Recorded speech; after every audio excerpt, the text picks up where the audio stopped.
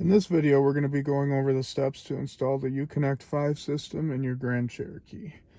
First thing you want to do is open your storage bin, get your fingers underneath here, and pull. You'll get the bottom 4 clips released, and then it's just a matter of working your way around. And out she comes.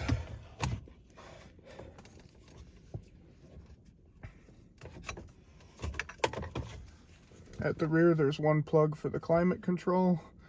Then we can move on to removing these 4 bolts.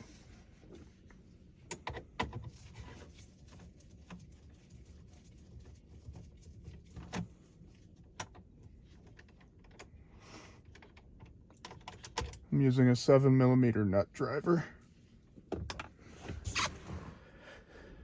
Okay, I've laid out a towel so we don't scratch anything. With the 4 bolts that hold the original radio end removed, we can proceed to doing the connections here. You're going to have a white, which is your AM/FM antenna, and these just have little tabs here that you push down.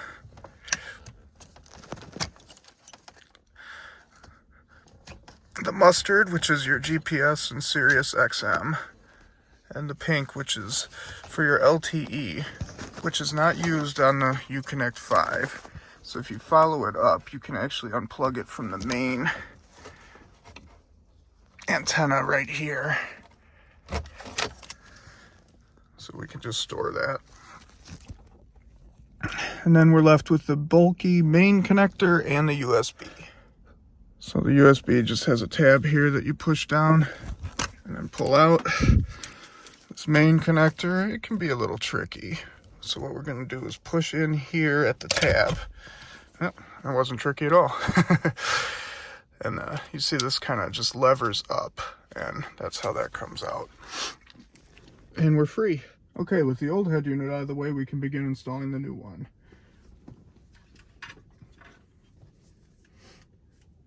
You have your adapter here, which plugs into the mustard colored antenna connector.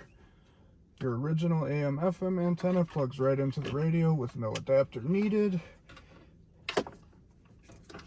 We have our USB adapter pre-installed in the radio. That will just plug into the existing wiring here.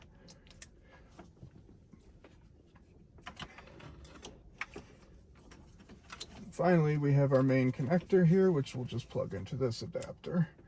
Make sure that this lever here is open to accept it. And then just push down until you hear a click. This here is our Wi-Fi antenna. I've already installed this one, so I have one stuck right here above this tray. Just improves the connection reliability. And then finally we have our LVDS cable, which I've routed out this end. This goes in at an angle like so. There's a lot of wiring behind it, so you kind of have to finagle it a little bit. You also want to be very careful not to pinch any of these wires that we have coming out the front here for the antenna and the screen connector.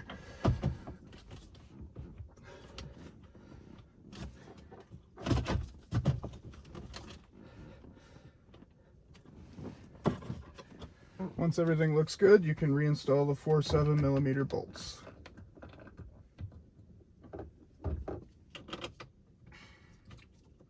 Okay, with that installed, we are just about done.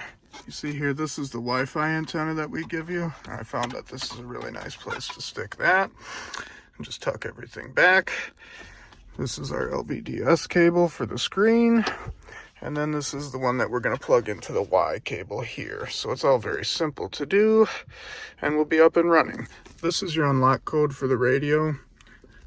Make a note of that, because as soon as we plug this in and turn it on, it's going to ask us to unlock the radio with that code. When reinstalling, you just want to watch that this Y cable doesn't get stuck under there. So once this bezel is clipped back into place, you can turn the key on. The radio is going to take a minute to boot up the first time, as it gathers all the data from the car and everything. And then it's going to bring you to the screen that says radio locked. We're just going to punch in the unlock code, 8617. Okay. So with the unlock code punched in, we're going to go to vehicle. We're going to scroll all the way down to reset. and factory reset. This is just going to ensure that everything syncs up with the vehicle correctly, and it's going to take another minute or two to boot back up, and everything will be good to go then. So after the reset, it takes around 2 to 3 minutes for the radio to actually reboot, and then from there you will find that it does take some time for certain things to populate back to the radio as it picks up all the features from your car. So like, we're still waiting for the off-road pages to come up, but everything else is pretty good to go here. So we're just gonna give it some more time.